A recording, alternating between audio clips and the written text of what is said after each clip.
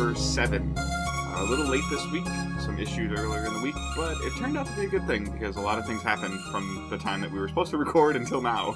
So, yeah, there's actually stuff to talk about because, man, we were scratching the bottom of the barrel with some of the stuff that turned out to be okay in the long run. Not happy with everything that was going on, but all in all, it turned out to be a good thing. Yeah. Right. Yeah, so actually, we are obviously in mid-December. Michael put it best right before we started recording, and that apparently everybody came back from their first holiday break and is ready for their next holiday break, so they're just shoving out as much information as possible. So we've got a couple things to cover today. We're recording on a Tuesday instead of a Sunday, and in the middle of the day, Michael and I's days off of work happened to line up, so we were able to do this, and we are still live on Twitch. So if you missed us on Sunday, I do apologize, but you can go to twitch.tv/digitaldaysgaming, and you can look at the past broadcast if you need to, if you want to see us and listen, or if you're listening live, thank you so much for hanging out.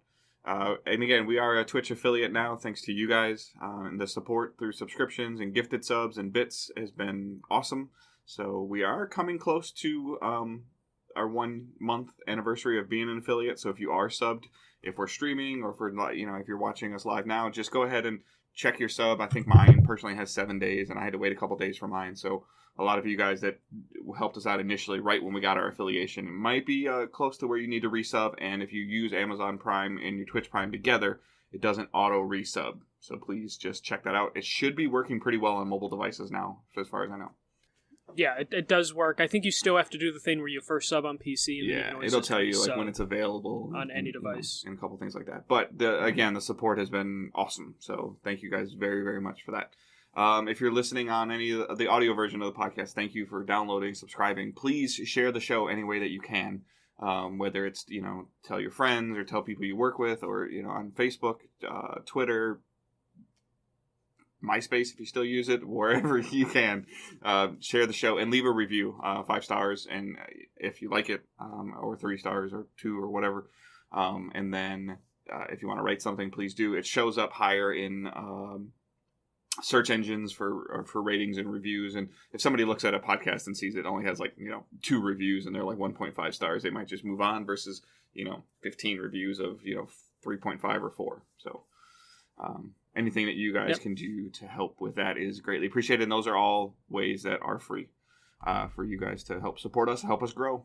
It's been a very awesome, 6-7 weeks, and I'm really looking forward to some stuff in 2020. So thank you guys for giving us this opportunity. All right, we are going to jump right into some news. And Michael, I'm going to throw the first one to you. Yeah, the first news story we have came out of kind of nowhere, but with the Game Awards approaching, we're going to start to see stuff happen. BioShock has another game in the works. 2K announced yesterday, that they have formed a new studio, Cloud Chamber, that is located in San Francisco, or outside of San Francisco, and a studio in Montreal, Quebec. And they are working on a new BioShock entry. This isn't going to be, associated with Ken Levine, who I believe has a 2K studio working on smaller experiences. Yeah, they said he's got a Ghost Galaxy studio called or something like that. Galaxy Ghost, yeah. Something like that, but we haven't, that was announced a couple years ago. We just haven't seen anything from them. Ghost Story Games. But this is... So Ken Levine, who moved on to work on a new title at Ghost Story Games and isn't likely to have any influence on this BioShock. Yeah. This new studio is actually not really that new of a studio. This is basically a studio that 2K already had, but now it has an official name. Jason Schreier of Kotaku actually did a little bit of, the work he does at Kotaku, where he actually confirmed this game has been on and off development since 2015. It was originally being worked on by a Texas studio, Certain Affinity, which is former Bungie developer. They usually have been known for doing auxiliary work for other studios. They apparently were working on this game as early as 2015, and then that changed in 2017 when 2K handed the next BioShock game to this studio in San Francisco, which was then named Cloud Chamber as of, a couple days ago. There's no ETA on when this is going to come out or anything of that nature. and we don't know if the previous work that had been done on a game is getting carried over to this newly announced BioShock. I mean, there's concerns about BioShock in general. Like, BioShock 2 didn't have any Ken Levine influence or anything like that, and a lot of people did not enjoy BioShock 2 as much as 1 and the Infinite. But they did enjoy that DLC, Minerva's Den, which apparently is like the greatest DLC ever made. So, I mean, there's like, as this news was breaking, a couple of the groups that I follow and hang out with, a lot of people were, talking about if Levine's not involved in it, they're worried about it because BioShock is like Levine's baby. But we'll just have to see how this stuff works out. I feel like this is an iconic franchise. I don't really have a ton of experience with BioShock, but again, like I've always said, I respect what BioShock has accomplished in terms of storytelling. It's always been something I've been interested in checking out, and I just haven't been able to. Studios expanding their development and working to hopefully tell better, cooler stories and worlds that people want to know about is always a great thing. Oh, for sure. And there's a lot of cool things you can do with the BioShock franchise, especially if you played Infinite. There's a ton of possibilities. There's almost infinite possibilities. It's way too early. I'm sorry about that. I kind of am interested, but I am also one of those people that I'm a little sad about, like, Ken Levine not being a part of it. He told his stories within the universe, so it's okay that he's moving on. I'm interested to see if they can do something new and interesting under the BioShock name, or if it's just going to be, like BioShock 2, which was just kind of treaded water and just redid some, basic things. Mm-hmm. But yeah, this could be interesting. This could be good. 2K kind of, outside of like Grand Theft Auto and like Borderlands and, the sports games, they don't have like a big single player Mafia game. did pretty well, didn't it? I don't know if I think that came and went. I think they put a lot behind Mafia, but I don't know if Mafia had any staying power. But yeah, I don't know. I'm interested in this, but I just want to know how long this is going to be, if the Kotaku reports are accurate on the game's been being worked on since 2015 on and off.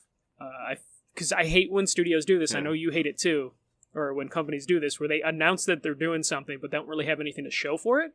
Title screen. And then it's just years of... Yeah. It's just years of just us waiting, and it just becomes an annoying thing on Twitter and, usually my social concern media. with it is always, even little things like Bethesda, the name is escaping, Elder Scrolls. They're afraid to show an image for the new Elder Scrolls game because of what the community would dissect from that image. Just from showing a blurred out picture of oh, that's a tower over there. That means that this is going to take place here, or, as an example.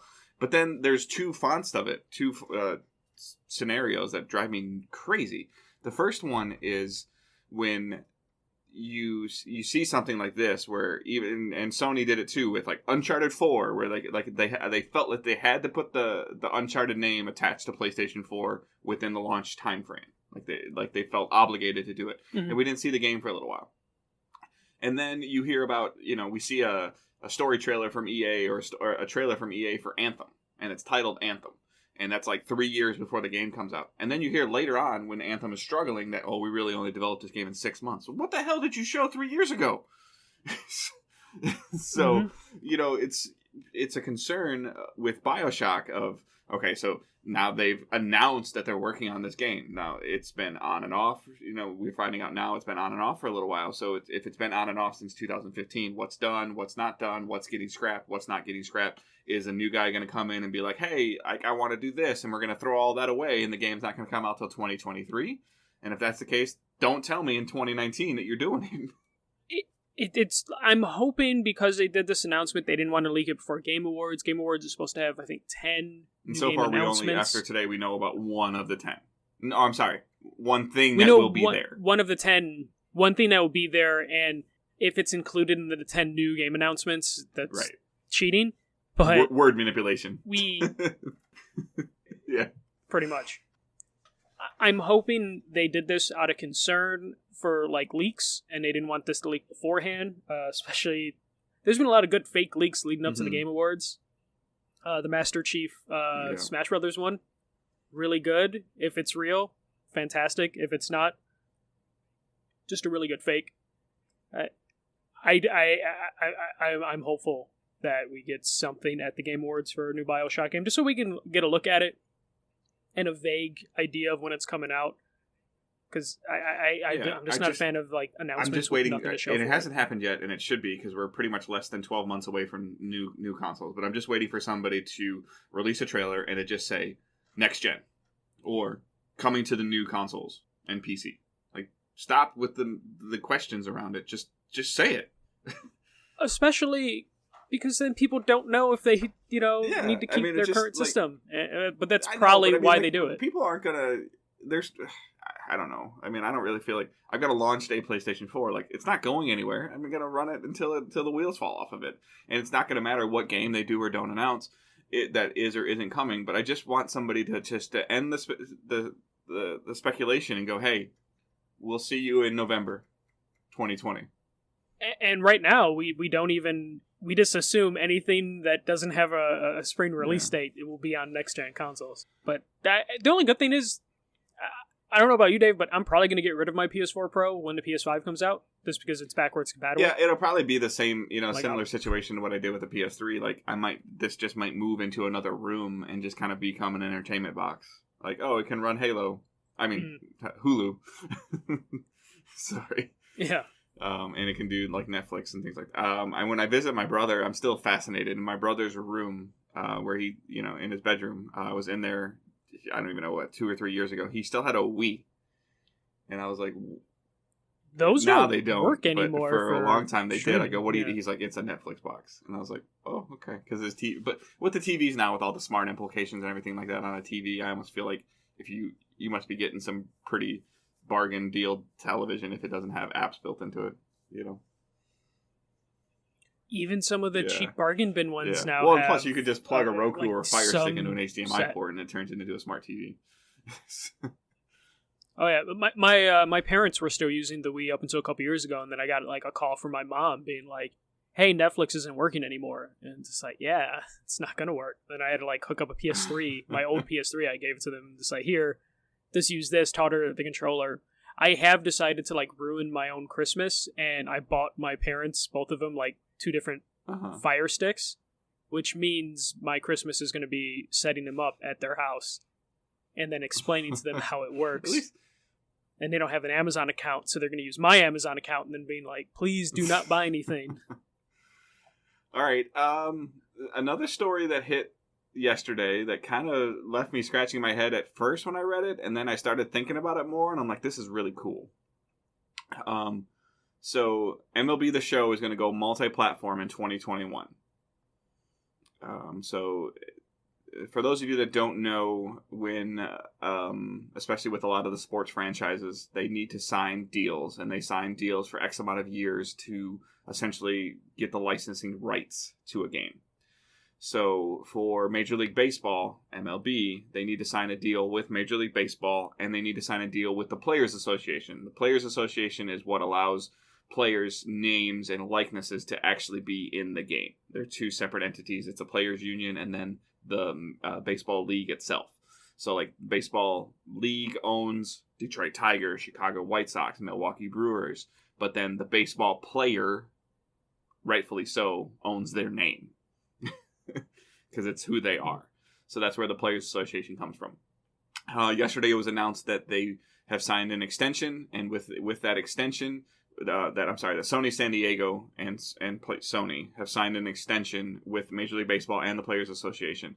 And in that announcement, it said that they will be coming to more platforms than PlayStation. And this announcement was retweeted by Xbox and Nintendo, retweeting MLB's tweet announcing this. I think this is a great thing. It's fantastic for multiple reasons. MLB The Show has been the best baseball game for, God, I don't know, like 10 years running? It's been the only one for like 4 or 5 years. Unless I don't count RBI Baseball, because that's more of an arcadey kind of game.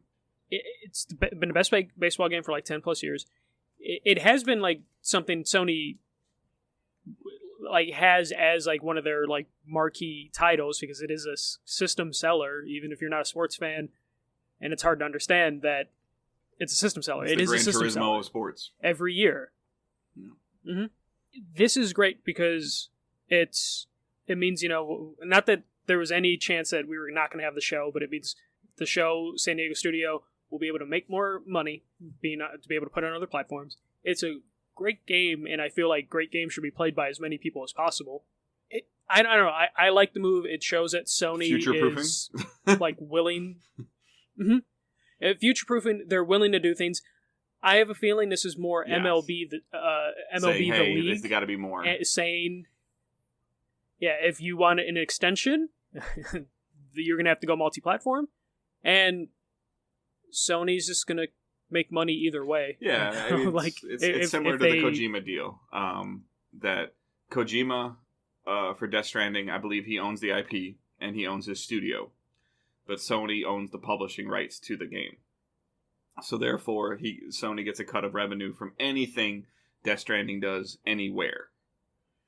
And this will be the same situation: is if this sells, if it comes to Xbox and it comes to the Switch and it comes to Stadia, it will generate revenue for Sony San Diego, which obviously in turn generates revenue for Sony and for PlayStation. And it's more people getting involved in an ecosystem of maybe figuring out, like, oh, wow, this is a really good game. Because there might be some people that just say, there are probably people in the world that are like, I don't want to buy a PlayStation. They're anti-Sony for whatever reason, whatever it could be. And now they might own an Xbox, and now they can play, the baseball game, because there hasn't really been a baseball game at all on Xbox for the last couple of years. Now, outside of RBI, and like you said, we both don't count it. I mean, Super Mega Baseball is very good. Game. Super Mega Baseball 2 is very good. It doesn't have any player thing. And then in terms of, my wife even asked this question yesterday to me, and she's like, well, why doesn't like another studio just make a baseball game now, or try to get a contract with MLB and MLB PA? And I couldn't even remotely imagine the startup cost of trying to make a baseball game at this point, any sports game at this point in time, in terms of the number of player scans that they'd have to do, and stadium scans and minor league stuff, and just how the game functions and how the game works, and the standard that Sony San Diego has set for how a simulation Major League Baseball game should run. Nobody has a chance. It would be one of those things where they would have to announce several years in advance and try and raise as much money as possible. The only thing that concerns me is stretching the studio too thin, though I'm confident enough in PlayStation and Sony as a company to give San Diego Studio the money. And I have a feeling that on multiple platforms. These next-gen consoles, PS5, Xbox Scarlet, PCs, are all going to pretty much have the same code. The wild card is Nintendo with the Switch. But the Switch also could lead to what we wanted on the Vita, of a good portable version of the baseball game. And there's the cat. The cat is always The Vita versions ran well, too. They ran well, but they just weren't, what everyone wanted. So let me ask you a question that came up today when I was thinking about this a little bit more. Would the implementation or the expectation be that cross-save just works? I would hope so. Like, I can take my player from multiple platforms. I can take my Road to the Show player from PS4 and just pick my Switch up and keep going. Maybe that is possible, because cross-saving is easier. The thing I think that they need to fix, if they're going to go multiple platforms, is the bad online. Maybe Microsoft can give them some technology for the online stuff, because online's, important, and MLB The Show has been notorious for having kind of a poor online experience, just because it is super at this point, difficult. I would just hope that they would just go to, if I was like the head of Sony in San Diego, I would go try to stand outside of EA's Madden studio and see who's the head of online. Come here, let's go have dinner. Just something. Take them.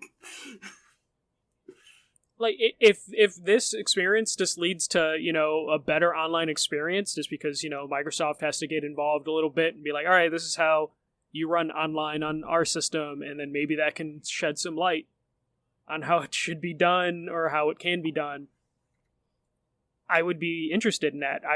It would be a real shame if all the people that have been hearing so many great things about the show try and play it online and find out it's just not a great online experience. Seeing how this game could run on a PC at max settings or something like that is also very intriguing. Oh yeah, no, this would definitely convert me from playing the show on PS4, PS5 to just playing it on PC. Well, this is another example of like buying this on Stadia in 2021. Like, would be really cool if I could play a 4K 60 frame. I mean, I don't even know what the show runs or doesn't run in. It always looked great, but in terms of like the right monitor and and being able to like the PC setting aspect is always a huge cool like thing where you can change lighting and draw distance and adjustments like that. All right, do you have a state of play recap? We have the PlayStation Blog's State of Play recap. We're going off of just a little bit. It wasn't like a full recap, which is disappointing, but I did, I watched it this morning, and you did as well. They started off with Untitled Goose Game coming to PS4 on December 17th. I played Untitled Goose Game on a Switch. It's fun. I not like the best game in the world, but definitely a fun game. But let's go over like just some of the big highlights. It's coming to Game Pass, which include on the 17th. Yeah. It's coming. Yeah, I love that. Like as soon as that announcement hit, Xbox Game Pass's Twitter account was like, just so you guys know, we'll have it on Game Pass next week.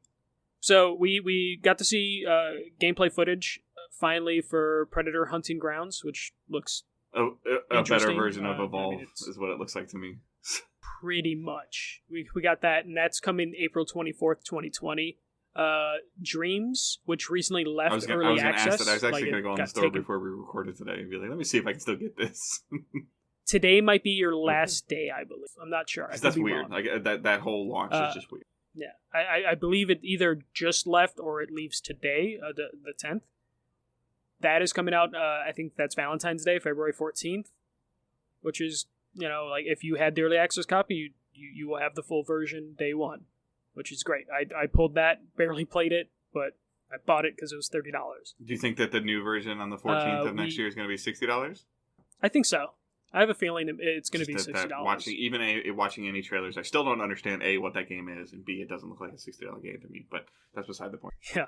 I mean, it's a game where you make games, man. It's really hard to Well, and they're allowing people to kind of self-publish from there too, right? Sort of. Yeah. Kind of. They've been sort of. You can definitely make games, and they were hiring, developers to make games for them. It's weird. It's going to be one of those games that they have to define very clearly before February 14th to help sell it. Then we got, which basically looked like Harry Potter Battle Royale, Spellbreak Enchants, which is coming early 2020. That looked kind of cool. It seems a little late for the Battle Royale game, because even though I have been a big fan of Battle Royale games, I kind of fell off Battle Royale games. But at least it's doing something different. The Resident... the way that they worded this pretty was cool. Funky during State of Play. So, what, the Resident Evil stuff? They said, because they had the little slideshow thing going, PowerPoint style, and the narrator over the top of it, which I hate.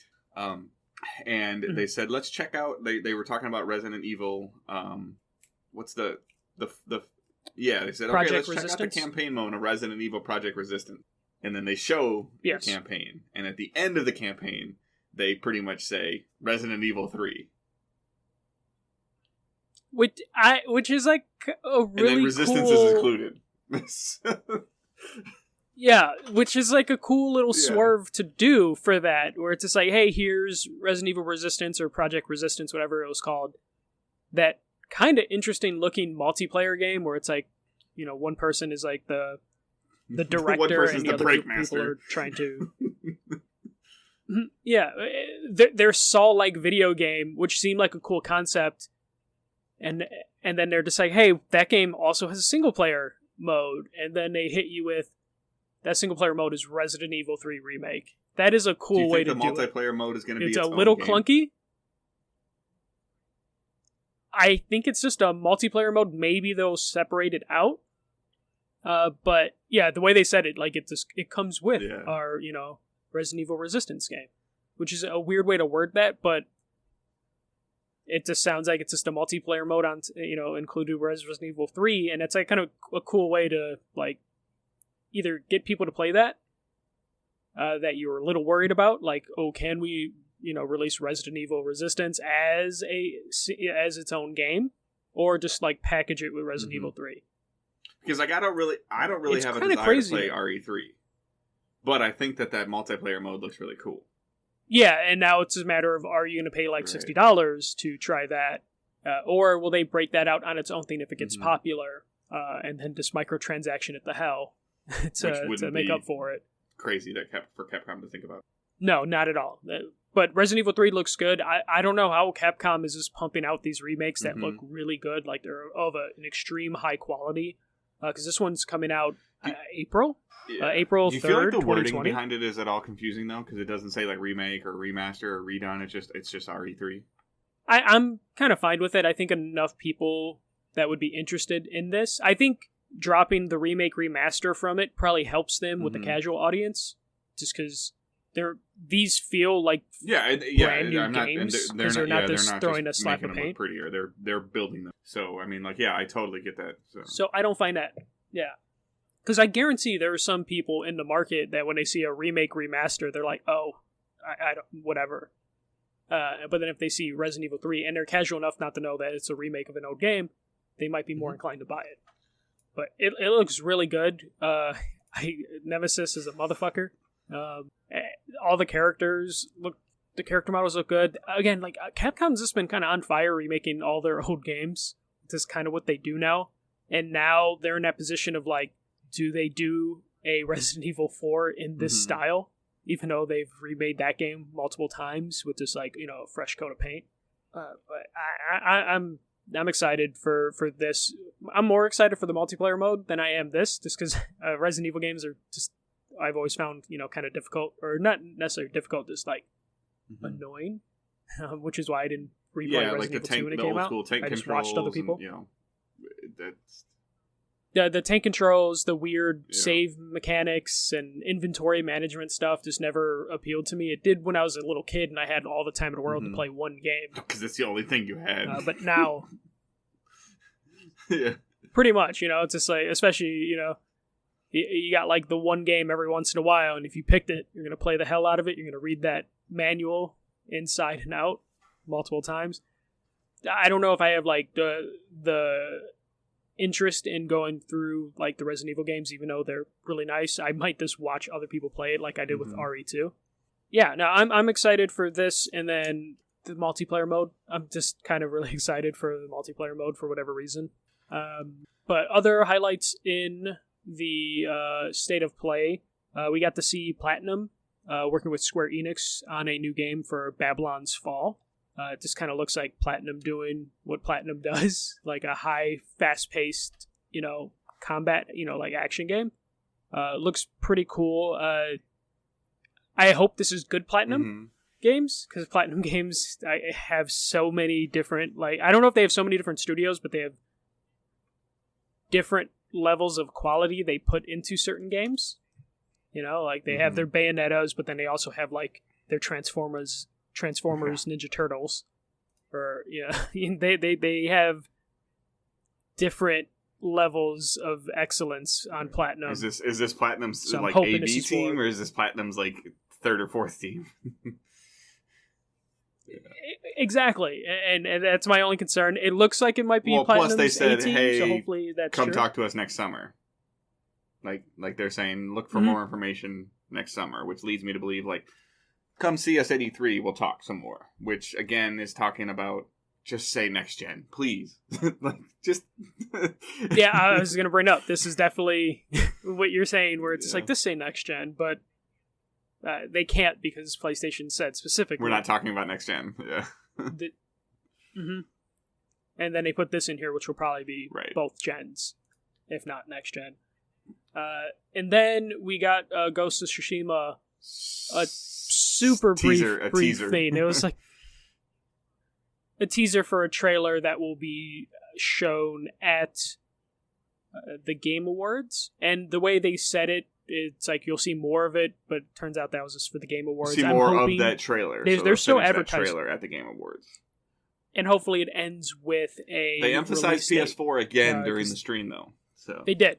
They did emphasize PS4. I don't know. Like, do you think with Last of Us being pushed until May that they need to get this out before Last of Us? No, I can see... Or is this August? I always feel like...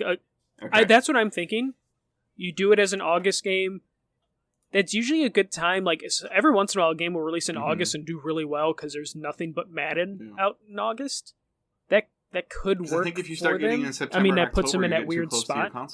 Yeah, but there's still however 100 million PS4s out there. I mean, but I'm just saying, like, your marketing, you're going to start the marketing because you're going to come out of E3 and or whatever Sony does and Microsoft does. You're coming out of that June time frame of saying, here's our next gen, here's what it looks like, here's how much it costs, here's the games are going to be at launch. And then you're trying to sandwich another game in there. And I just think the marketing and the wording of that can just be very confusing to the average consumer. That's all. It definitely can be. But I don't know if they can put it super close to The Last of Us. Just because, the PlayStation diehards might not be able to buy both games. They're completely different, like, groups of people, possibly. Like, what are the chances that this is spring? Maybe, and that's why Last of Us got pushed. Is just to make room for this somewhere before then. But if it's going to be spring, it's going to die. Yes. Because spring is already super packed. I feel like you're better off putting it closer to the next console launch than you are putting it between Cyberpunk, Avengers, Final Fantasy Remake. Do you think half the games announced today? Do you think that Sony's capable of dropping the Video Game Awards are this week and it's January? I just don't. I feel like that would be a disservice to the game because that only gives them like a month to hype it up. Unless this game turns out to be like, kind of a short experience sort of thing. Like a beautiful 7-hour campaign. Yeah, and they're just not confident enough for it to be a launch title for their next console because, and also to make, the promises that they have that this would be a PS4 game. I don't know. It's weird. They took so long on this game and they said it was going to be PS4 so many times that they kind of shot themselves in the foot. And now they have a really tight window to release it. They can't do a, there's no reason for them to do a PS4, PS5 release because the PS5 is backwards compatible. All right, I'm going to say that this is February or March. Yeah, I mean I would say summer. We'll be interested. We'll watch the Game Awards and see. I mean, if it's February or March, we're finding out on Thursday. Yeah. If not, it's going to be summer, and it'll probably be better for it just because there's way too many 100% agree with you. There's too many games, but I think that the amount of time that Sucker Punch has invested in this, and with whatever management changes have been going on in Sony, like who knows what's being pushed or not pushed. Yeah, I'm just concerned. I think you're right. There's a window in terms of like they have January and February to release it, and then they can't release it until like August. There's like a 2-month at the beginning of the year they can get away with it, and then there's like available 4 or 5 months. Break the internet. That would be great. It's not going to happen. Available now on PS Now. All right, so that wraps up our news for the week. Like I said, thankfully we recorded a little bit later because like almost everything we talked about happened after we would have recorded. So what we're planning on watching, mine will be pretty short. So Destiny Season of the Dawn launches today when we're recording this. I'll be playing that this week. I got some really, really, really bad tunnel vision last week for Destiny. I decided for whatever stupid reason that I wanted to earn the seasonal specific title for Season of the Undying. And that took a lot of grenade kills and kills with certain weapons and dumb crap like that. It was one of those things where I was happy that I got the title, but at the same time while I was getting the title, I'm like, what the hell am I doing? And my problem, like, just getting that tunnel vision is just kind of like just weird to me. Like, and I try to desperately break it, and I know it's there, but it just seems like it's always there, and it's just so easy to play, and it's just it just works. So, and then Season of the Dawn, they did a bunch of reveal trailers last week. So the thing that I'm actually the most interested about, and I wanted to talk to you about just briefly, Michael, is so we know that Destiny 2 is free to play. The base game is free to play. If you don't want to buy Shadowkeep, you don't have to buy Shadowkeep. So now this is the first time that, Season of the Undying was kind of like this, but it was really heavy with Shadowkeep stuff. So now I'm telling you that you could download Destiny 2. I know you played it a little bit before, but your character today, if you downloaded it today, your character would be 750 power right now. The power cap is 960 in the game. Getting to 900 would probably take you about 3 or 4 hours, and then you spend $10 and you can play this new Season of the Dawn content until March. and you have access to it, and it doesn't matter anything else that happened prior. From a seasonal standpoint, does that intrigue or interest you at all? Removing the fact that maybe Destiny annoys you. The thing that doesn't, like, the thing that immediately turns me off about it is the fact that it's been out so long and the majority of the people playing are so far advanced in it. I know you get a level jump, but I feel like jumping in basically the last third of the game, it feels like, just doesn't work for me. Yeah, well, it essentially eliminates all of the prior campaigns. Like, they just, you don't even have to do them. Which, like, I would want to play the game. They're there. You know, like you can still play them, but they don't require you to play the game with me or with a seasoned player. Yeah, and that's the problem. I feel like they went free to play too late in the cycle. I would be more interested in if they went free to play for Destiny 3 than to jump this late into a game that is very PvE focused, you know, co-op focused for the most part. And it just feels weird unless I go in with a group of people that are all fresh with me. Than to play with, like, the people that are still playing Destiny being, like, very into Destiny. I know quite a few people that are still into Destiny, and they are super fucking into Destiny. So, I mean, it was just interesting. Like, I put a trailer, I posted a trailer in our Facebook group, and I said, like, I was kind of on the fence about the seasonal content. Is $10 going to be worth it? Being a long-term Destiny player, like, what they showed and what we get to do in Season of the Dawn immediately sold me. Like, what they're talking about a character that's super deep in the lore of the game. I play a ton of Titan. It's a Titan. And I was like, I'm in. Like, for $10, like, you're showing this, I'm down. Like, and I don't know if this content is going to last 90 days. I don't think it's going to last 90 days. But at the same time, it's only costing $10. So that cost to ratio thing is super interesting. And somebody goes, well, I'm too far behind. Like, it doesn't matter. Like, I mean, like, if you want to play the game and you're worried about diving in, like, just play. See if you want to, you know, move yourself up. And then if you want to spend the $10, spend the $10 and play the game. Join the clan. We can do some things. We can try to work through some stuff. But just the barrier for entry, I feel like that's something that they're very heavily focusing on since they left Activision, is removing the barrier for entry. And so if you're at all on the fence about it, like, just maybe check it out. Don't even spend the $10. Just check it out. See what's there. There's a lot of stuff that's available in this new season that's available to all the players. Along with, if you spend that $10, it's just gets you more cosmetic things and get you access to a couple new 6-player activities. Then so after I got my Undying title, my wife's like, okay, you have to play something else. So Halo Reach came out on Xbox Game Pass, and I attempted to play Halo Reach. I attempted to stream Halo Reach. I'm still having, for whatever reason, controller issues with Xbox's game launcher on my PC. So I know that my Scuf Vantage controller, which at its core is a DualShock 4, I know it won't work. It works with Steam, and it works with EA Origins, but it does not work with Xbox. But I have an older Scuf Affinity that someone gave me, and that worked for Gears 4 on the Xbox Game Pass. And so I tried to play Halo. I could shoot my gun. I could look around left and right, up and down. I could jump, I could crouch, I could switch weapons, I could, like I said, I could fire. I could not move the left analog stick. I could press the left analog stick in, and my player would crouch, but I could not physically walk forwards, backwards, left, or right in the game with my controller. And I tried other controllers. Obviously, they didn't work. I went back to play Gears 4 again to see if I can move in Gears 4, to see if it was a problem with my controller. I could move in Gears 4. It literally was a Halo Reach problem. So I tried streaming the game, and if you look at the past broadcast, you can see me, like, moving the controller with my thumb, and it just wasn't working. So I'm pretty much to the point now where I'm annoyed with Xbox's game launcher, and I'm just going to buy an Xbox controller. It worked. Got you. Well, it's funny because I was at work when you were streaming, and I got the email notification. I loaded it up, and there's the cat again.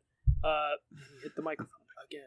I loaded it up, and I'm like, oh, cool, he's streaming Halo. And then I went to check on it like 20 minutes later, and you were gone. And I was like, oh. Yeah, it was so frustrating. And I mean, I know, like, I guess what I know is, like, I can buy an Xbox One controller, even an old 360 wired controller, and I know it's just gonna work. And it'll work on everything on my PC. So yeah. I think that I'm just going to do that. Like, I'm tired of making... I even tried to plug in the new controller that Evil sent me that I'm going to talk about in like a week or two after I spend some more time with it. But again, I still think that these controllers inherently have DualShock software in them that certain things won't work. I guess so. I gotta try it with my Astro Mhm. controller because I downloaded it as well, but I just haven't tried it yet. I wanted to check it out. Like I love Bungie. I love Bungie's shooting mechanics. This is like the last game, the last Halo game that Bungie made was Reach, even though it's the first one in the timeline. And that it looks like that they're gonna release them on Xbox Game Pass for PC chronologically of how they took the events of the timeline. So I'm so I'm super interested into it, but I'm just done. Like this experiment of controller, and I'm not gonna mouse and keyboard. Like that worked, by the way. I could hit W and I went forward, but I'm not gonna do it. Like I can't. Like it would be terrible for you guys to watch me play a mouse and keyboard. Yeah, I've seen him play mouse and keyboard in events. So it's a process. That's all I've been able to play. Watching, I didn't really get a chance to watch a whole lot of stuff. My wife and I tried to catch up on some NCIS. We just haven't been home at the same time, so we're like super behind on any of our shows. We were talking about that. Like we're gonna probably have to start scheduling like 2 or 3 hours a week for her and I just to sit down and watch some television to catch up because we are like super behind on any of our television shows. That's all I have for playing and watching. For me, pretty short list as well because work is still crazy. Dave knows how that goes. Jumping into Call of Duty when I have time to play a couple rounds, and then playing the Aladdin remaster that I talked about last week before, which is frustratingly difficult. Like that game, I don't remember it being that hard, but I feel like anytime I go back to a Genesis or Super Nintendo game, it is difficult as hell to play those games, like the platforming that the precision that it requires. We're about me and Sarah are about I don't know maybe halfway through Dragon Age 3, which we started. I don't know if I talked. Yeah, you have about, a little bit. You've been going through it. Yeah, Dragon Age Inquisition. We're about halfway through that, and just like I talked about, going from the first game to the second game, it's just significantly easier to watch as the technology got better and it's not clunky or old. Just makes me excited because as I'm getting into it, there's more and more talks about like BioWare making the next Dragon Age game, which hopefully we get something during the Game Awards, since last year they had a teaser, but it still might be until 2023 till we see the next Dragon Age game, which is a scary long time. But please, EA, let BioWare take time on something, so we don't end up with an Andromeda or an Anthem. But the main thing I've been playing, like the indie spotlight, if you will, that I want to talk about is EarthNight, which is a game I've been following for many, many years. I think my first E3, I saw this game at like the Sony booth, and it's like a small team out of Philly. EarthNight is a game where Earth is like overrun with like these like enormous dragons, and two humans decide they're going to do something. A little girl named Sydney, and then a guy named, like an old man named Stanley. I think he's older. He's either older or a hipster. It's kind of hard to tell. Sometimes with like old people and hipsters, where they have to kill the dragons, and how they do that is from space. They basically sky dive down to Earth, and through each layer of the atmosphere, take out as many dragons as they can until they reach Earth again. Once you touch a dragon or you land on a dragon, you basically are playing an auto runner platformer where your character's constantly running from left to right to get to the head of the dragon to kill it, and you are avoiding enemies, jumping on platforms till you get to the head of the dragon, and then you have like a very specific way to kill the different types of dragons. Like, so there are some stone dragons, like space dragons. The one dragon who's a motherfucker and I have yet to kill, even though I've been playing for like a week, is the crystal dragon, because there's like a very specific rhythm you need to hit, and I just haven't figured that rhythm out yet. I'm enjoying the hell out of this game. The soundtrack is by a chiptune artist named Chipacrit, I believe. The music is just so good. I ended up downloading or buying on Bandcamp the soundtrack because it's like 20 plus songs, and it's just really good chiptune music that like reminds me of like Anamanaguchi. And I was listening to it at work, and my friend's like, "This reminds me of Final Fantasy. This reminds me of Mega Man." Just because the style of songs just immediately remind you of other good 8-bit, 16-bit soundtracks. The platforming, because it's an auto runner and the enemies are like procedurally generated onto the levels, it just becomes very much about thinking fast and precision. There's a bunch of collectibles throughout the level and like abilities that you can get to help you along, like a higher jump, bubbles to protect you from certain enemy attacks, and it just moves really fast. And your controls are literally just jump and then, you know, a way to slow down your jump, or, you know, or to slow down your running or speed up your running. So it's just very limited controls in terms of what you have to do. So it's just about precision of timing your jumps and, you know, avoiding enemies. And you only have one health bar for all the dragons. So it's about like kind of getting that perfect run. So you're just constantly running forward, trying to avoid enemies as long as possible because you only have the one life. There is an assisted mode, which, God, that's helped me so much. Because the assisted mode, it doesn't like take away like the platforming and actual combat, but it gives you like twice as much health, which is like very, very useful, because without it, I would not have made it to the final area. The cool thing about it, though, is every time you skydive from space through the atmosphere, or the different layers, you can avoid dragons in certain layers. So if you want to go straight down to the final boss, you can do that. You can just skydive straight down and just try your best, but it's like super difficult, and you want to go in order of the different layers just because you'll learn different ideas, different mechanics, and like see different enemy types that will prepare you for like the final areas. But if you want, you can just go straight down there and try your best. Like I said, there's a ton of collectibles and items that you can just use to, get more abilities that will help you. But I've just been addicted to it. It's funny, when I first saw it at the PlayStation booth like 5-6 years ago, it was just going to be a PlayStation exclusive. It ended up hitting the Apple Arcade, I think, last month or whenever the Apple Arcade launched, which was kind of a surprise. And then last week, it was supposed to be on PS4, Steam, and the Nintendo Switch. PS4 in North America got delayed for whatever reason. Sounds like they had just some sort of issue with like a day one patch just for North America, which is super fucking weird. Something's probably censored in it. Something weird, because apparently it released in Europe, but it sounded like they didn't release it in Europe. Yeah. No. Yeah, they didn't know. Like, it was literally me and someone on Twitter talking with the dev, and he's like, "Oh, it got delayed on PlayStation," and then the person, Justin, I think, was just like, "Oh, actually, it's available in Europe," and the developer's like, "What?" So it's coming to the PS4 eventually in North America. Like, they said it should only be delayed a couple days, a couple weeks sort of thing. So I ended up picking it up on the Switch, which I'm so glad I did, because, when I first played it on a TV with the sound system blasting, fantastic. But because Dragon Age Inquisition has a lot of filler content, not filler in a bad way, but it's like, open world, has a lot of collectible stuff and the side missions. When Sarah's doing like basically the boring stuff in Inquisition, that she's like, "Oh, you don't need to pay attention to this," I'm playing EarthNight on the Switch handheld mode, and it's been so good. Like, I'm so glad that I went with the Switch version, because it runs pretty good. Sometimes it hitches here and there when it's on the TV, but I'm so used to Switch games doing that when they're like docked, sometimes having issues. It's been pretty good in handheld mode, so I've just been playing the hell out of that, and it's just good just because I remember talking with the dev at multiple E3s and multiple PSXs, and then finally seeing it getting released is like pretty cool, and it turns out to be a good game, which is helpful. Nice.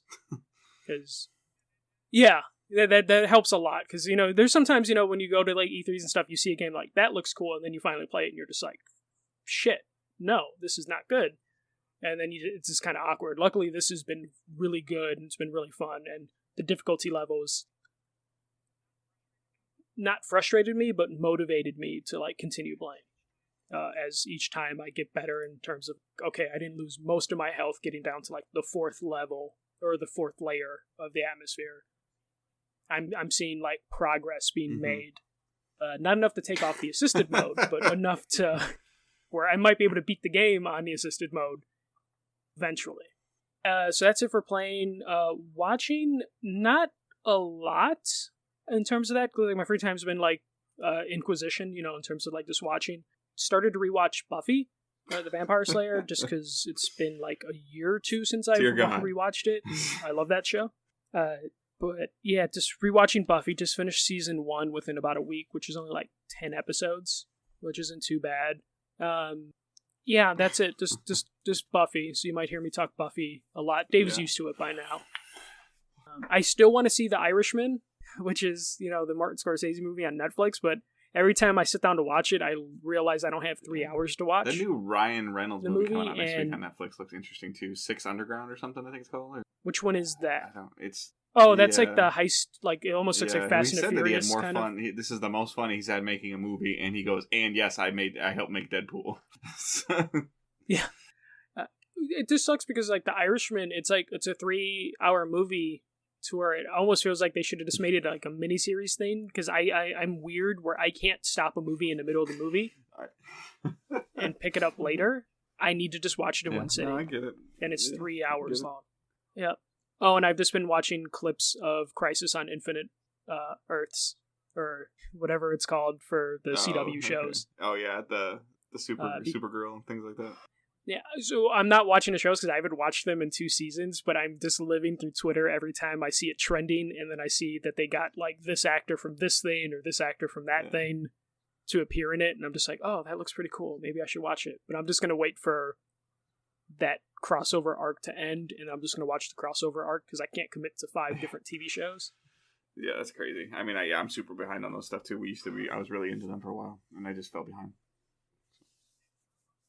And it's really hard to get back into it. And it's sad to say, but Arrow ending after the season kind of made me happy. I'm like, I can watch all of Arrow now because I know it's going to end. All right, so we're going to move on to the questions. You guys can send us questions using hashtag AskDigitalDays, or you can post them in the Facebook group. Like I mentioned before, the Facebook group is just searchable now, so if you just search Digital Days Gaming, you'll find it, make a request to join. Michael or myself gets the request, and we approve.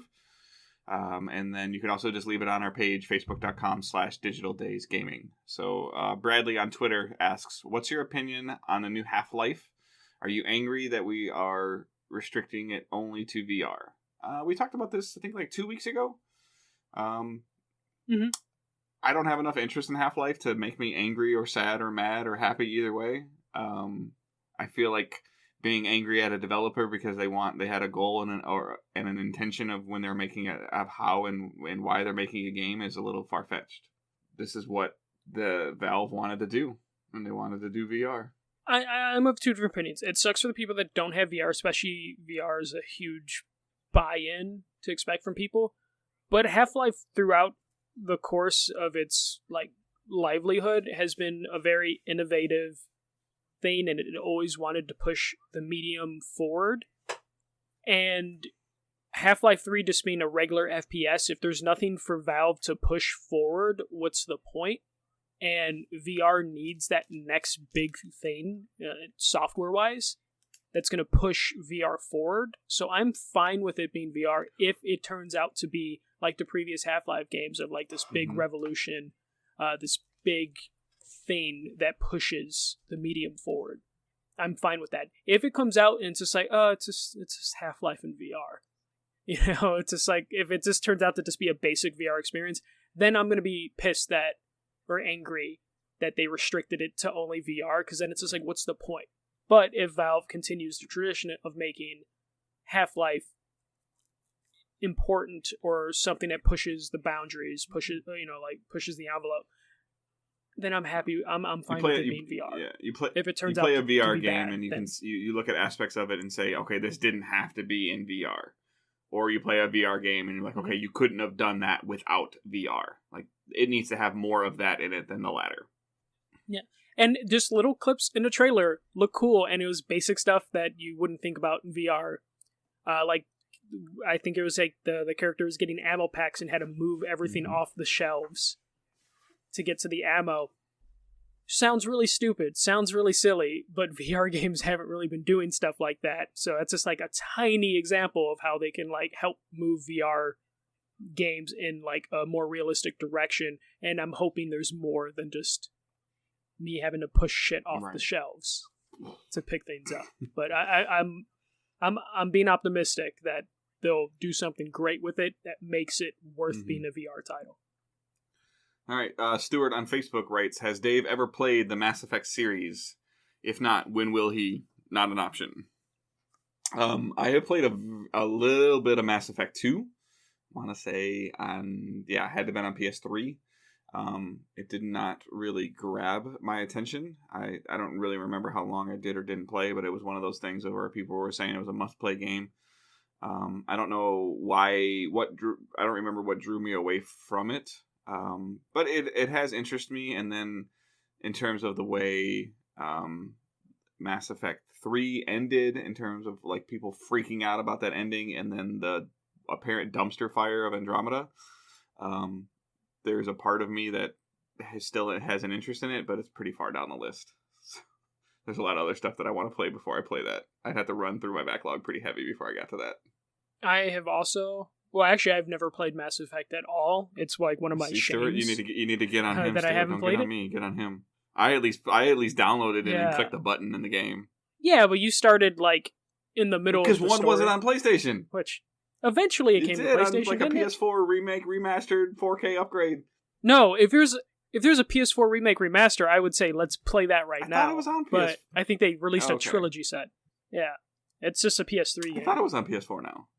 No. I think there's been a lot of rumors that there would be a remake, but it never happened. No, I'm not playing that game then. And people are still hopeful. I'll play it on PC. Is it on EA Access? Yeah. It might be, yeah. Yeah, is it no, not honestly, Origins? yeah. That would probably be... If it's on Premiere, then you should definitely play it, because you have no excuse because you have access to it, because you probably did not cancel. I did, but it's not over yet, so I need to finish Fallen Order, but I'll probably end up re-upping it because Dead Cells is on there too. Okay, see? There you go. You have no choice now. I don't even know if it's on there. Like Stuart said.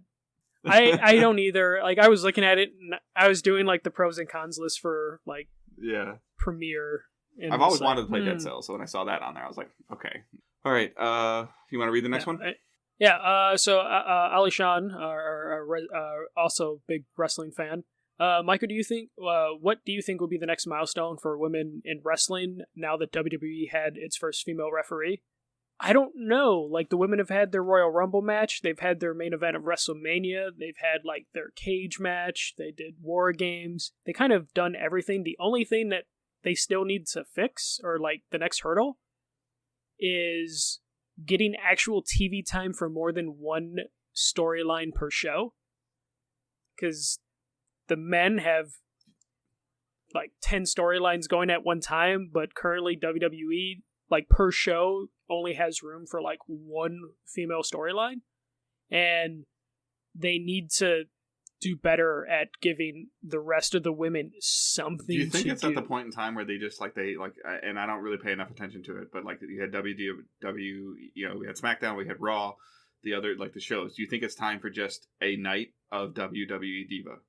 They're not divas anymore. So. But yeah, that's what I've been. That's what I think they should do. 2-hour block on Wednesday or something. That's exactly what I've been wanting them to do. Into they have WrestleMania and SmackDown and Raw, and like building all that stuff up. Yeah.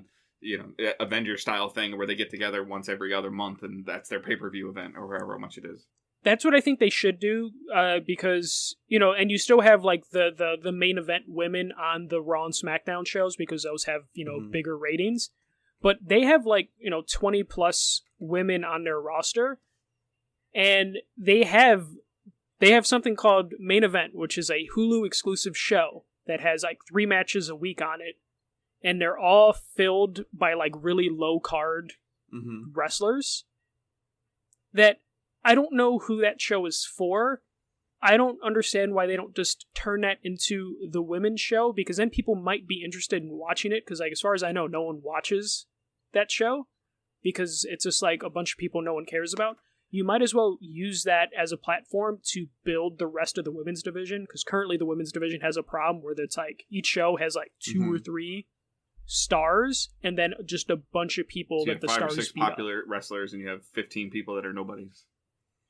Yeah. Exactly, and you can build them up into something. Especially a lot of the problem with some of the ones that are like quote unquote nobodies is they just don't have enough ring experience. And what a better way to give them ring experience than to give them their own show where they can just work it out. And it's on Hulu, so there's like low stakes if it's bad. Because currently the show is bad because it's just a bunch of lower card, dudes that no one takes serious. So it's like, why don't just take that show away from the guys? Give it to the women and just see what they can do, and maybe you can build, a 4th or 5th star. Is there a concern? Like, I guess, and again, like I said, I don't pay enough attention. But is there a concern with, like, does Raw's storylines ever mix with SmackDown storylines? They're not supposed to. They do from time to time. But because they moved to Fox, they're trying to keep that stuff as separate as possible, except for big crossover events, which they do. Like Royal Rumble, WrestleMania, Survivor Series, those are like their big crossover events. They have like 3 or 4 of those a year. So I feel like it would be perfect if they do that. They already have like a cruiserweight, like a light heavyweight division that has a separate show. So I don't understand why the women can't just have a separate show so you can showcase the talent of some of the people that aren't getting. And then does the cruiser event have main events on Raw or SmackDown? At a monthly pay-per-view, they'll have like a match of like for their championship. So they could definitely do that with main event, which is already a show they have that's running on Hulu that no one cares about. So if they experiment with it, I don't think anyone would really mind. Only good can come from them trying something. All right.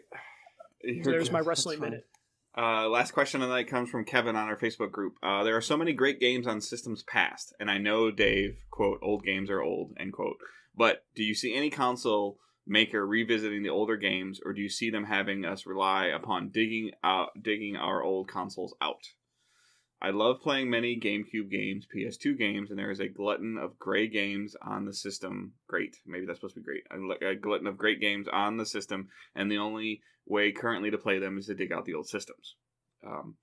I started answering this and got into a little bit of a conversation with some people on the Facebook group just because I just kind of had an instant reaction to it and I didn't really want to forget. And it was based on a conversation I was having with some other people that I was playing video games with the previous day. And I was like, really? This is coming up again? And it was just a weird coincidence. It's a really great thread and reason to sign up for the Facebook group because it's pretty good. There's a lot of, sorry to sidetrack. The Facebook group is really good for discussions. Like, people are, like, interacting with each other, so join the Facebook group because there's, like, even if you just read it, it's pretty cool conversations. Even if you're not somebody that likes to interact, it's just good reads, I think. I think that expecting PS5 or Xbox Scarlet or any console, for this matter, to just play everything else that it's ever developed is kind of far-fetched. And I think to ask a developer or a console maker to put a feature in their system that generates zero revenue for them other than maybe selling the system, is not right. Like I'm not going to buy a PS5 because I can't play my PS2 game in it. Like that's weird. And yes, I am aware that Xbox is doing it, and you guys know me, I'm pretty brutally honest and blunt about certain things, and from a business standpoint, the only reason Xbox is doing it because they got their ass kicked by PlayStation. Yeah. And also, Xbox is doing a smart thing. Not everything's backwards compatible, and the things that are backwards compatible, you can buy in the Xbox store as Correct. a download. So there is, like, business incentive for that. But there's a reason why they didn't just do full backwards And I have problems with that, too, where know? they sit there and put a Xbox 360 game on a shelf at Target or Walmart or GameStop in an Xbox One packaging. Like, I don't like that. I don't think that that's good business practice. It's very confusing for the grandparents. So I'm not a fan of that. But I get why they do it, because they want to show that, hey, this game is playable, and they're publishing the disc and they want to make money. Like, I get it from a business standpoint, but expecting to get a next-gen console, plug it into your TV, and put a PS1 disc in it that you've owned for over 20 years? No. Sorry. It would be cool. It would definitely be cool. But I'm kind of with Dave, where it's just like, it's hard to ignore the business side of it. Like, I want it, but it's just too difficult. I mean, it was easier for Xbox to do it because the 360 to the Xbox One was, like similar architecture. The cell processor for the PS3. I understand emulation exists. Yeah. We've seen Sony's attempts at emulation with the PS1 Classic, and they were terrible. They were mixed. They weren't terrible. They were good sometimes. But, like, Nintendo has, their virtual console stuff, which has been great, but it's not everything. But you don't see people really throwing a fit that it's not everything. The only caveat that I would have to this is if you, and I even have a small problem with this, but if you, I plug my PS5 in, I link my PSN account that I've had for X amount of years, and my digital content that I bought on PS3 working on PS5. I would be surprised, and I'd be okay with that. The reason being is that at least at one point in time, Sony made money from that. And I know that sounds different, but the used game market is so, we've already heard about, years ago, we heard about a guy going, hey, I sold, and I'm using rough numbers, I sold 700 copies of my video game, but 900 people earned trophies. Those are just round numbers that I'm using. And these are things that happen. When people are like, well, the demand is there, the demand is there. The demand is not there. Because we saw Sony try to do PS2 to PS4 classics that they tried to sell to you and add trophies and add up-res support, and they didn't sell.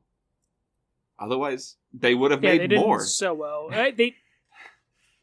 Their library was kind of weak, but they did have some games that you thought would have sold more. Of potential there, I think that they would have done more. Obviously, there was nothing because they pushed the program, they marketed it for a couple months, it didn't do anything, and they walked away from it. Maybe that's bad on their part. Maybe they could have picked different games. Or if it was something that you as a player are passionate about, sometimes you need to make that purchase of something that maybe you only kind of care about in the hopes of something down the road again. Yeah, when Square puts one game out, Square's a bad example because they put everything out, but they put one game out and you want them to put out another game, kind of have to buy that one game. I want to see localization done for this game, but I'm not buying the 3 other that they did because you haven't localized my other game. They're not going to localize your game then. Yeah. So it's like I agree. Like if the backwards compatible stuff with the PSN purchases is a thing that needs to happen, I'm worried it's going to go kind of like Rock Band didn't fully do this, but when you would transfer your game to another game, you had to pay like a small fee to get it because technically the thing that you purchase specifically says, PlayStation 3, PlayStation, it says that brand, so it's up to the publisher to, renegotiate rights, especially depending on like the game. It's like that's why like Grand Theft Auto when those Grand Theft Auto games got like PS2 classics or whatever on the PS4, they were missing some songs because it's up to the publisher then to renegotiate rights with those artists. And that's a definite cost that they need to take care of. Like, people need to get paid every time, something becomes backwards compatible, especially if it's a digital version of it. So, as much as I want, like, all my PSN downloads to work on the next-gen console, it's going to be up to the publishers on terms of, like, renegotiating rights with either developers or any sort of license stuff that they may have had in it, to where I'm not going into next gen expecting all my downloads to work, but man, I'm going to be disappointed when they don't.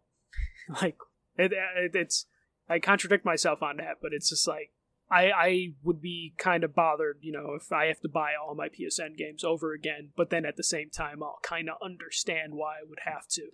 So I would love to hear any other. There's a thread in the Facebook group already on this. If you want to go to that thread and find it, that's fine. If you want to start your own thing, that's fine. If you want to send us an email, we have some new email addresses. So you can send us an email to podcast@digitaldaysgaming.com. If you think I'm crazy, you can just send an email directly to me, Dave@digitaldaysgaming.com. Or you can send one to Michael@digitaldaysgaming.com. So those are more ways that you can reach us. If you want to send us emails you want answered on the show, I would recommend sending them to the podcast email because that's where we'll look for them. The other 2 emails, I don't see Michael's email. He doesn't see mine. And then the socials like we've been over. So join the Facebook group, like the page, just search Digital Days Gaming on Facebook. You'll find both of them probably. Send the request. We'll approve you. We'll get you going in there. Follow us on Twitter. with Michael and I's working right now, we haven't been as active on Twitter as either one of us would like to be, but we are trying to get a little bit better at that. And our Patreon. So I'm just going to hold off on any kind of updates to Patreon until 2020. So it's just too much going on right now. There's some more things that Michael and I got to work on and think about. We did have a handful of support from Patreon already. We were able to do a payout already, and your support has been amazing. It pretty much took care of November's cost for podcast uploading, so thank you guys so much. And again, the support on Twitch has been fantastic. But any updates or anything to Patreon is just going to be in January. I know we talked about some ideas. I've got a lot of notes written down. I've got some things, screenshots saved of stuff to revamp it. It is sending Discord access automatically to people that subscribe to the $5 tier. Discord is still a work in progress. I'm working on it. I'm still trying to link Twitch subs as well to our Discord. So I'm learning and trying to mess with some things, but it's just going to be in 2020, unfortunately. So we appreciate everybody's support already. At least that what we've said that you're getting with Patreon, what we've promised you are getting. So thank you.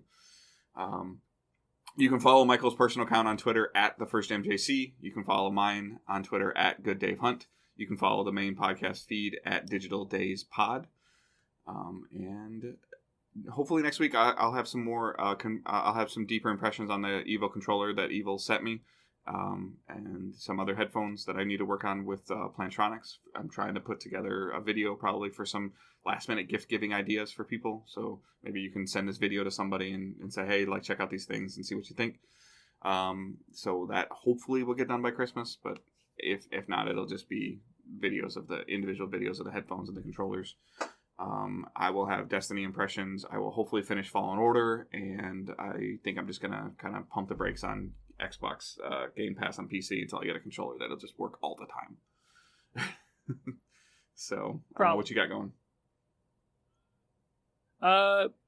Gonna continue to try and beat EarthNight. Gonna look for my next indie game because I do want to get a different indie game a week. So if anyone has any suggestions, definitely tweet me and I'll see if I can pick that up. I am gonna try to play Halo Reach. Now I'm scared though because I'm planning to use my Astro controller. Work, so. I'm hoping if I just open up my controller and switch out the sticks and the D-pad, I can trick it. I didn't even think working. about that, but Infinity has the parallel sticks. Maybe the game just doesn't understand. You should I can't try change that. them. So no. Oh, you can't change them? Okay. Yeah, I'm hoping maybe I can trick it into working or it gets patched. But yeah, and then I also have just my Black Friday list that I need to get through that I haven't touched. I opened all the games, so I'm kind of screwed in that terms. But maybe I'll dive into that a little bit. And I'm hoping to get into streaming. It's just been really difficult to find time. Every day I'm after work, I'm maybe I'll stream for an hour or two, and I'm just too tired. Just way too tired. But January is looking better in terms of streaming consistently. Yeah, we're working on a lot of stuff, guys, schedules and times, and we already know that I pretty much tell you now, the week of Christmas, the 22nd through the 28th, there's not going to be a live show. Yeah, probably the chances of that are pretty low. If you get one, then it's a Christmas miracle because our schedule is just gonna suck. Yeah. So, but we chose to launch this in November, so we knew what we were getting into, but we also wanted to get some content out for you guys. So again, please just any kind of support that you can do, whether it's Twitch subs or sharing the show or Patreon or anything that you can do to monetize us or not, or the free support is loved and appreciated. Ways to make us grow. As we are continuing to grow, we're looking into some other things, and with some changes that we've made, there's some benchmarks that we need to hit to get some media companies to talk to us, and we're really close to those benchmarks. And one of them is going to be 60 days. So once we hit 60 days at the end of this month, then you should start seeing the coverage kind of change a little bit, but not too much. I don't want to overwhelm us, so we're going to be very strategic on what we choose to cover and what we choose not to cover, and I want us both to play what we want to play, not what we feel like we have to play. Yeah, that's definitely key. So, because we feel like you guys are most interested in stuff that we are actually interested in. You don't want to hear us talk about stuff that we don't really. I'll check out some things. A company sent me a code for a free-to-play card game on Steam. I'll check it out and talk about it, but you might only get like 10 minutes of discussion on it, you know, if that. So. Yeah, we're not gonna like force ourselves through something just because we feel. Unless they want to pay us to do it, then we can read it. So I'm just joking. Which then we would disclose. All right, so. YouTubers. All right. I hope everyone has a great week. And again, thank you guys so much for listening, downloading, subscribing, sharing, all that stuff. We'll talk to you guys later. Please share the podcast with everyone you can. Thanks for listening. See ya.